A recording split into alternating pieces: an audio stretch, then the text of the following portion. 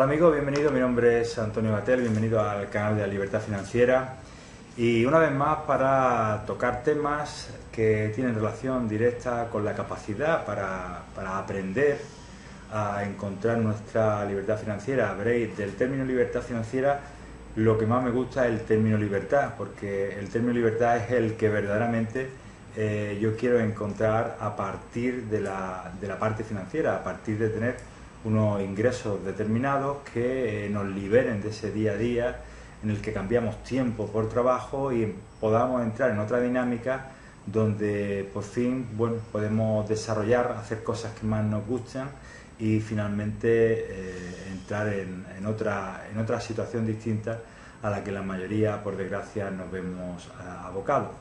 Y en este sentido lo que vamos a ver hoy son los 7 hábitos de la gente altamente efectiva, que es el resumen de un libro muy interesante de Stephen Covey y que, como siempre digo, si lo practicamos, si lo llevamos a la práctica, pues puede marcar una diferencia en nuestras vidas, pero como siempre digo, no hay varitas mágicas, sino que va a depender de nuestra actitud. Y nunca mejor dicho, porque precisamente el primer hábito que Stephen Covey nos habla en su libro es el ser proactivo.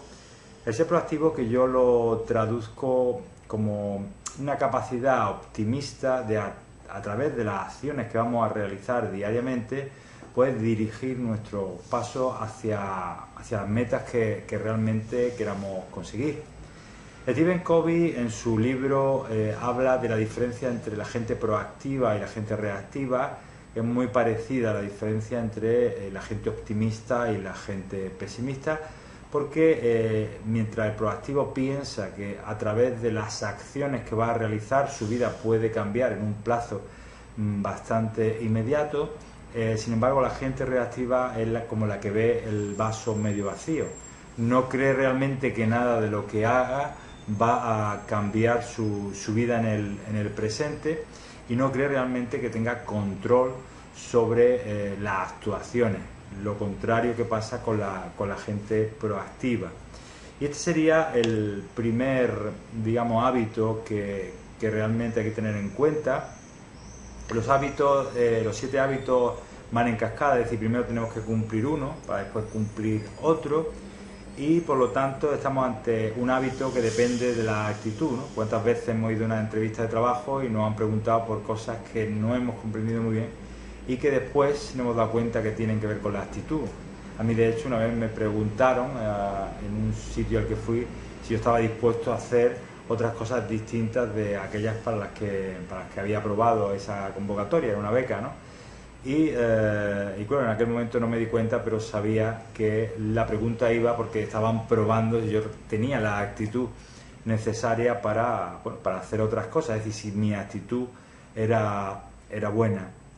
Y en este sentido me gustaría hacer una pequeña reflexión un poco práctica para que proponeros que todos los días hagáis algo, hagáis un acto que vaya en función de eso que realmente queréis llevar a cabo, pero lo hagáis desde una acción constante, coherente y enfocada. Es decir, que no vayáis dando tiros de un sitio para otro, sino que tengáis claro hacia dónde queráis caminar, siempre teniendo en cuenta, como digo, estos 4 puntos de acción, o sea, actuar, que sea constante, que sea coherente en función de lo que vais a decidir, y que lo vamos a ver en el segundo punto, y que esté enfocada. En este sentido, esto enlazaría con el segundo punto de los hábitos de la gente altamente efectiva, que es que hay que tener un objetivo determinado. Es decir, una vez que nos hemos convertido en proactivos, y yo os recomiendo que hagáis todos los días algo en los que podáis reafirmaros como algo, como gente proactiva. Pero claro, os preguntaréis qué es lo que podéis hacer, y en ese sentido hay que enlazar con el segundo punto, que es fundamental tener un objetivo determinado, ¿no? A raíz de que tenemos un objetivo, pues no nos convertimos en un barco sin rumbo. Cuando un barco no tiene rumbo, cuando va a la deriva, cuando lo mismo va al norte que al sur, pues pues no llegará seguramente a buen puerto. Y en ese sentido la gente que realmente es efectiva tiene muy claro su objetivo. El tener muy claro su objetivo también hace, en cierto sentido, que cada paso que da le pueda dar una retroalimentación desde el punto de vista de la motivación. Es decir, tiene claras las metas son cortas, son concretas, y el conseguirlas te va a dar una motivación, te va a dar una alegría que te va a ayudar a continuar hacia el siguiente paso. Probablemente el decir que hay que tener un propósito en la vida puede sonar un poco fuerte desde el punto de vista de tener un objetivo claro, pero bueno, si lo pensáis más de andar por casa, pues el sacar adelante tu familia, el preocuparte de tus hijos y otras muchas cosas que son normales, yo la veo en sí ya un propósito de la vida, y la veo que podemos focalizarnos en este objetivo en mente a la hora de intentar ser altamente efectivo, ¿no?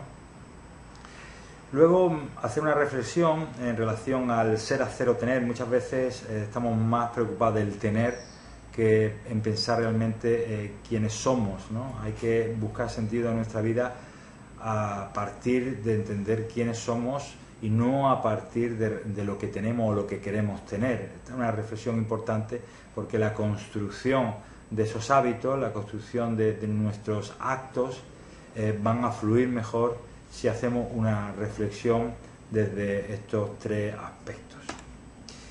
El tercer apartado de la gente altamente efectiva sería el manejo del tiempo. Yo soy de los que piensan que no manejamos bien nuestro tiempo y que perdemos el tiempo en muchas cosas accesorias a aquello que verdaderamente queremos hacer. Y en este sentido, Stephen Covey establece, siempre partiendo de cumplir los dos hábitos anteriores, o sea, siempre partiendo de que definimos nuestro propósito de vida, definimos nuestro objetivo final, lo que realmente que nos motiva, lo que realmente queremos hacer. Una vez que tenemos definido eso, a partir de ahí es cuando el concepto del tiempo debe cobrar su importancia.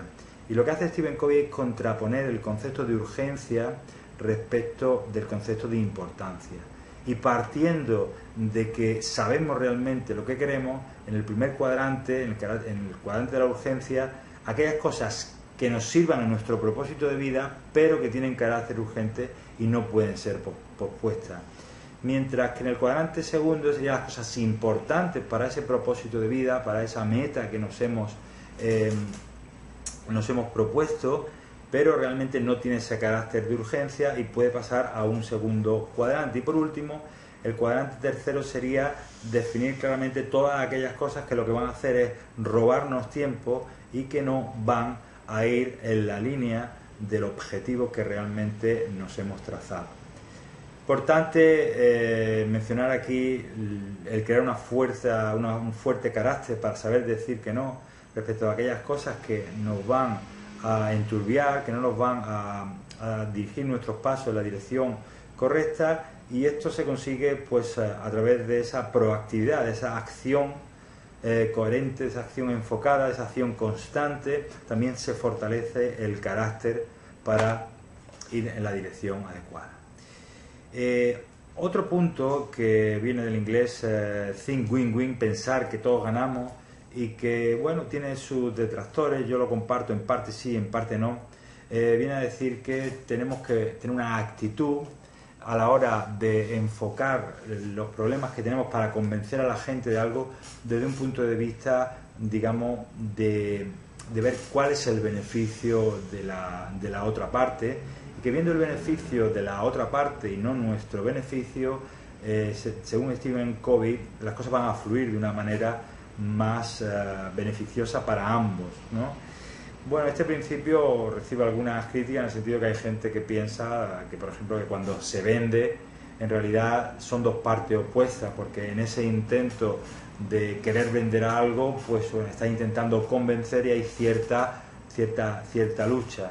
Y también hay gente que en la venta piensa que si busca realmente lo más beneficioso para esa parte, pues conseguirá venderle mejor. Así que os lo dejo a vuestra elección si veis la perspectiva de cómo hacer que ganemos todos o cómo enfocar que si la otra persona es realmente un contrincante.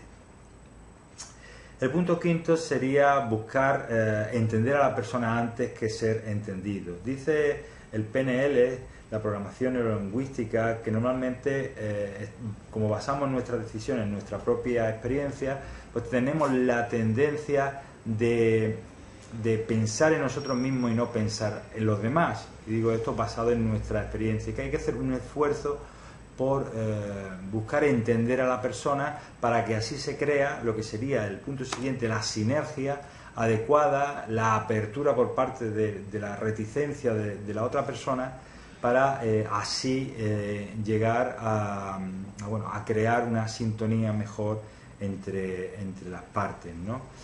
La sinergia, que es una palabra que a mí me gusta mucho personalmente y que la definición que establece este libro también, ¿no? Dice cuando el todo es más que la suma de las partes. A mí me gusta hablar de sinergia poniéndole ejemplos deportivos. Pensar en el equipo que ha ganado la Liga Española este año, no quiero decir nombres, pero todos los que seguís el fútbol sabréis de qué equipo estamos hablando, donde es un gran ejemplo de que el todo es más que la suma de las partes, ¿no? Frente a otros grandes equipos que se basan más en las individualidades. Cuando somos capaces de trabajar desde esta perspectiva de sinergia,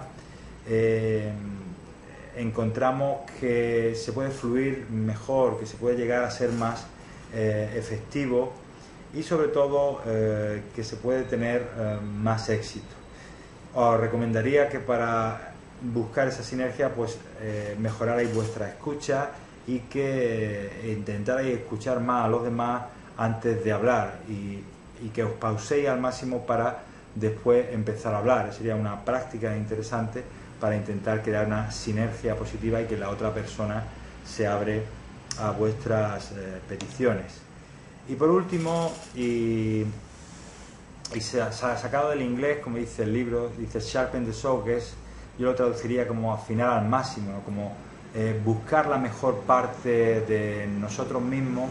Y Stephen Covey establece 3 formas de hacerlo, que también os invito a que veáis lo que es el método Kaizen, que es un método de mejora continua que inventaron los japoneses y que es muy parecido a estos 3 ejercicios que propone Stephen Covey, que van en la línea de tanto los ejercicios espirituales como la meditación, hacer ejercicios físicos o ejercicios mentales de lectura cada día, por ejemplo, de aquellas cosas que os interesen para vuestra profesión o para vuestra mejora en general. Decir que la meditación, aquellos que no la entiendan, aunque tenga un efecto puramente, digamos, material, ya es interesante. O sea, aquellos que no piensen que no piensen en la meditación como algo espiritual que te puede hacer mejor persona, que piensen, por ejemplo, que está demostrado que cuando uno medita, está demostrado que uno canaliza mejor la energía, que se libera de la energía, que descansa de una manera distinta a cuando uno duerme, porque cuando uno duerme en realidad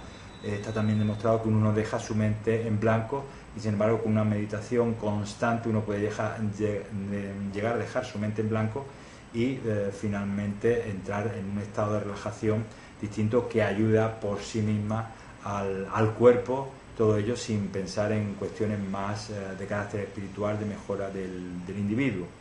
Pues muy bien, amigos, estos son los 7 hábitos de la gente altamente efectiva. Espero que os hayan gustado y muchas gracias y nos vemos en el siguiente vídeo. Chao.